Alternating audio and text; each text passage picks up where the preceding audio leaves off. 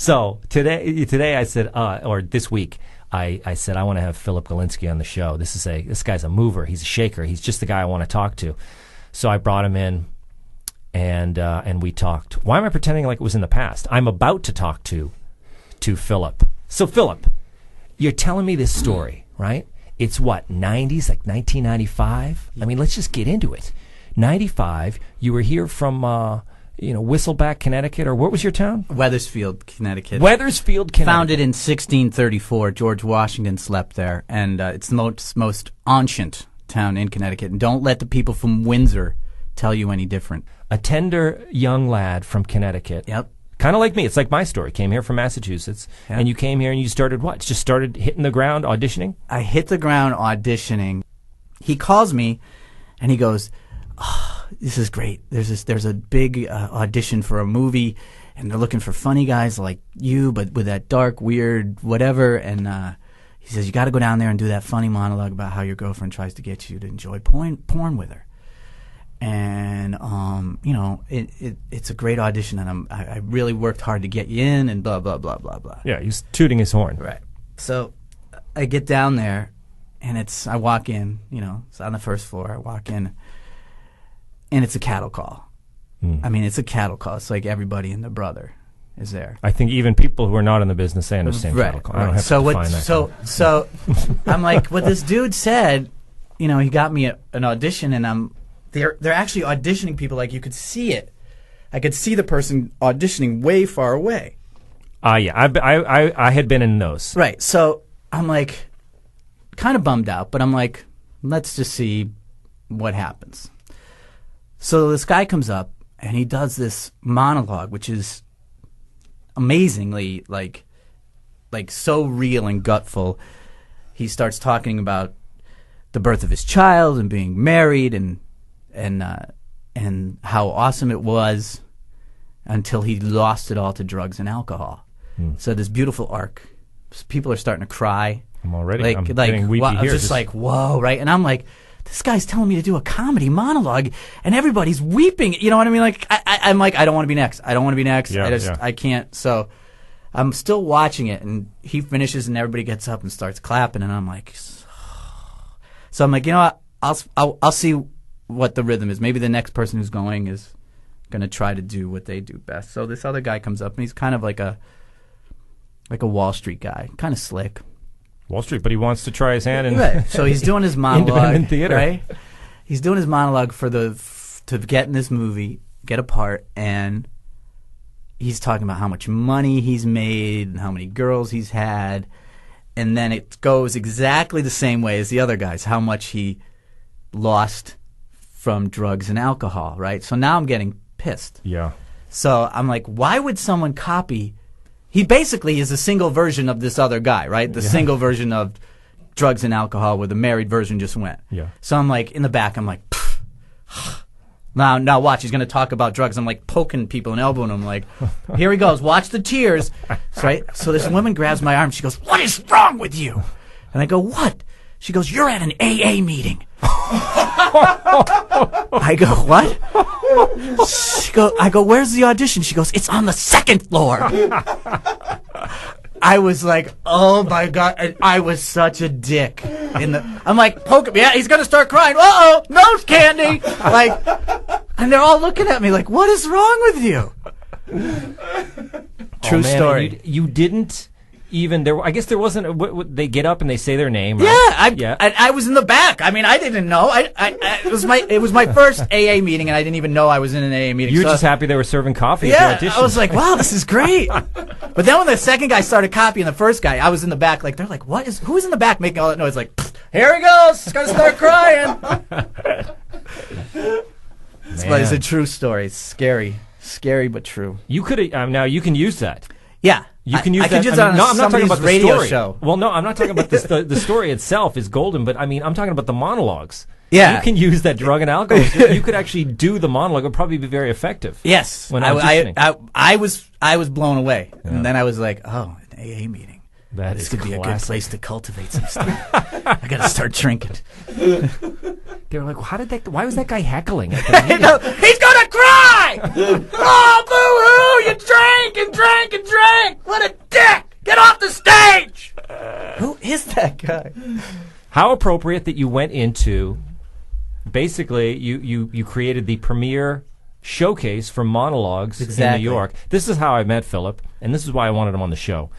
He and his brother, the Galinsky brothers, yes, they're famous in the New York world. And you take your stuff out to the West Coast, too. I just came back from L.A., by the way. But these guys, they have a, I mean, it's like an Asian work ethic. Like these guys they never stop. They working all the angles. Yes. And I'm always keeping up with what you're doing online, and you always got stuff going on, and you're like me. You came here from a town and you just started in the business. Right. You didn't come out of Yale Drama School. No. And then you created this monologue slam. Yes. And I was the judge. Yes, you were on the panel. We change it now. You were a judge back then, but now we call you a panelist. Okay, because we've upgraded to it's Slam 2.0. Mm-hmm. I'll tell you what happened. The old version was 8 actors, 3 minutes, featured. The panel, the judges would pick the winner. Yeah. Then there'd be a 30-second open mic, and anybody in the audience could Those were fun. Those were the best part. Right. Jump up and do 30 seconds. And people are like, 30 seconds isn't a lot to get out of me to understand that I'm a great actor. And I was like, well, I just understood a lot, and this was only 15 I understand seconds. A lot from your impersonation of that person. So what we did was we consolidated the show into actors come down and sign up. There's a pre-party. You meet the producers. You have a beer. You sign up. We tell you the flow of the show. You get 2 minutes to do a monologue. We actually give you 3, but we say 2 because if we said 3, they'd want 5. Mm-hmm. So you have enough room to do your monologue. The panel is still panelists like yourself, casting directors and agents, but they don't pick the winner. You ready? Yeah. The audience picks the winner. It's like America's... by voting on their phone. Oh, my gosh. It's high tech. It's high tech. So, and then what we did to make it not like high school in a popularity contest, you can vote for every actor, or you have to vote for at least 3. So let's say you're performing and you brought 40 friends. We're all going to vote for you, but we have to vote for 2 other people. So it levels the playing field so that it can't be just a popularity. That is cool. That is interesting. One of our actors, Erica Ash, is now going to be in Scary Movie 5. All right. Alicia Joy Powell was in The Sitter with Jonah Hill. Yeah. The Houseman twins, from doing our show, which is a springboard to Hollywood, were in the movie 2012. Our guy named Quentin, huge, big black dude, was in The Blind Side, but he did our show first. So we're just kind of, we're the incubator. We're like the Saturday Night Live kind of thing, and then you go from us to... well, you know what's interesting about this? I was one of my themes in life and on this podcast is it's about people breaking in, people clawing their way into this business, And we got an upcoming episode with the guy Danny McDermott, and he's the ultimate guy of like pounding his way into the business. It's going to be a great episode about. I think I've auditioned with him. About Danny, yeah. He's got a lot. There's a lot of stories with. Did Danny. you tell your audience that I brought you a gift today? Oh yeah. You got me a shirt. The butt face. The butt face. It's like North Face, but it's got butt face on it. It's awesome, you guys. It's beautiful. If you could see it, it's. Rich Corinthian velour. We'll put it on the site. We'll put it on the. I'll put it on my website. Yeah, I think if you, I'm trying to raise the bar of your show. That I'm a guest on your show. I should give you a gift. Okay. Well, 2 shows. Well, I'll plug the Manhattan Monologue Slam is the first Saturday of every month. Google the dates don't matter. mmslam.com is for that, and then I do a show called Facebook Comes Alive, or if your audience wants to change the title, because my producer wants me to change it. You know why? He thinks it's too old, doesn't he? Yes. He thinks the reference is only for people like me. I love it. Yeah. But it's Facebook Comes Alive or Facebook Trivia. But basically, it's a show where I project my Facebook page and I talk about the pictures and videos I was tagged in. Yeah. And then I pull up audience members out of the crowd, and they're sitting facing the audience. Behind them is the giant screen with their Facebook, and we play Facebook Trivia. Oh, yeah. And we do trivia about my page, but we do more about your page. So I'd go, Tom, in the album Halloween 2009. Oh, yeah. What were you dressed as? And then we have the music. Dun, dun. Oh, that's great. Dun, dun. I would be terrible at this. Right. And if you win, the audience gets shots and prizes. So I do it in clubs and bars, but I'm making most of my cheddar from private parties, because people will book me like, oh, we're going to go see this comedian guy do his thing. And then 15 minutes in, I plop you on stage and it almost turns into a roast. So like I'd say, Tom, in the album Weird Stuff, there's a photo. Who is licking your face? And like everybody's saying crazy stuff, but the audience sees it was your dog doing it. You know what I mean? And they're like, oh, it was my Aunt Martha, and they're like, boo, you know. So it's a therapeutic sort of roast for the audience and for me. Yeah. Well, I want people to find you guys. mmslam.com. Can I tell one more quick story? Do I have time for one more? Yeah. All right, this is a Facebook story. So,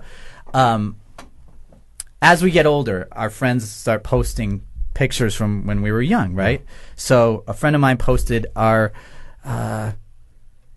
this is my 4th grade class picture. We were all standing together. Yeah. And I had these dark circles on my eyes. You were up late? No, like abused, like bad parenting kind of stuff, right? So back then, no kids said anything to each other. They were just like, whatever. It took the picture. Yeah. So it was posted.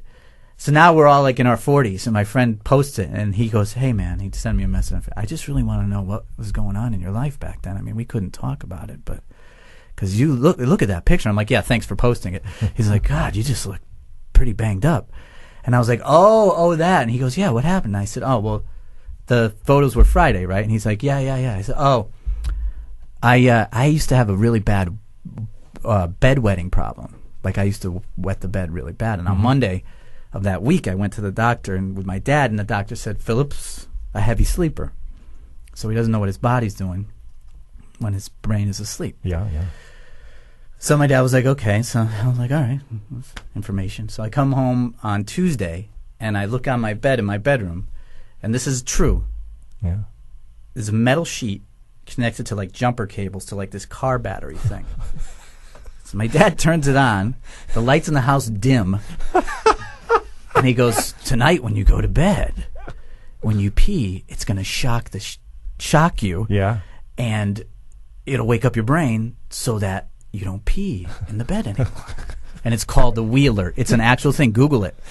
So, oh, he didn't invent it? No. I'm thinking from the Galinsky family that it's genetic. Yeah, because you guys are like... Yeah, he's got some tin You're foil. self-starters. Right.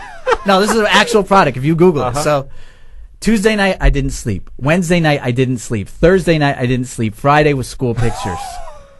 I was a zombie. So I tell the guy the story. He's like, that should be in your Facebook show. I'm like, okay, I will. So I tell him the story. The next thing I know, he tags me in a picture. Now everybody tags you and stuff. Yeah. He tags me in a picture, not of Nike sneakers, which everybody tags everybody in. Yeah. Or his daughter puking or whatever. He tags me in a picture that is the actual item, the Wheeler. He found it on Google Images and tagged me. And then, so it's on Facebook. It's a true story. But I was cured without getting shocked at all. But it's just out of fear. Yeah, totally. I mean, it's like the cattle fence. They stay away. Yeah, exactly. They don't have to go near it to know it's bad. They've seen their fellow cattle fall. Yeah. So if anybody has a bedwetting child, fake it. Yeah. Here's the Galinsky invention. Get some tin foil, some jumper cables, and a car battery. And just tell them it's going to happen. Yeah, just do it yourself. Yeah. I mean, just find this guy. He's very interesting online. Oh wait, one more thing. What is it? I was on Dora the Explorer. Oh yes. Well, if you do a search for you, you'll see it. It comes up in the news. Oh, it does? You played the voice of like the bear. angry bear or something. Cake steal. Here's the plot. So when people, because I know the show is very complicated. It's like 24 and Mad Men. Yeah, and people always steal on the show. So thievery is huge on Dora the But Explorer. listen, so I'm a bear that steals birthday cakes, and then Dora teaches me how to make birthday cakes, and I don't steal anymore. That's what the audition was. What? We want you to sound like McGruff the crime dog as a bear. I love birthday cake. Right. Thank you very much. Taking a bite out of birthdays. Philip Galinsky, look him up, find him, subscribe to stuff, and especially people who are trying to claw their way in this business. He and his brother are hungry. Yes, we're star-making machines. We make stars. But you work. That's the thing. You work the angles. Yeah. You don't sit back and wait for auditions to happen or find people or get people to notice you. They have to notice you because you're all over the place. That's why I know you. Right. You've clawed your way into my life. And you weren't even in that AA meeting, which is good. That's fantastic. Thanks a lot. This is Tom Shillue, and this is Funny Story. We're here every week. Tune in again at Cave Comedy Radio.